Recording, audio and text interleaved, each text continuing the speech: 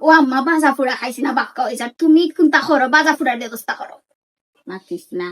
তুই তো প্রতিদিন খরচ আজকে জুমুর উপরে ভাল লাগে তাই না কিন্তু আমরা খাওয়া ওকে ঠিক আছে ও সুদাপ্পি তোরা তা বাজা ফুড়া লইয়া রে গবন বানাইয়া বানাইবো সমস্যা নাই তবে আমি এখন একটা তোমার তান্ডে জোক শুনাই আচ্ছা আচ্ছা শুনাও কিতা জোক শুনাইতা শুনাও রাস্তা দিয়া না নিয়ে একটা গরু আটিয়া যার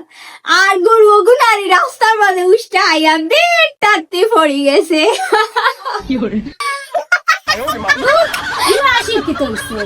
গরু তো ইয়া স্বাভাবিক উষ্টা খাইতেও পারে বাজা ফুড়া খাইতে চাইলে আসো নাই কিন্তু বানাইয়া খাওয়াইতো নাই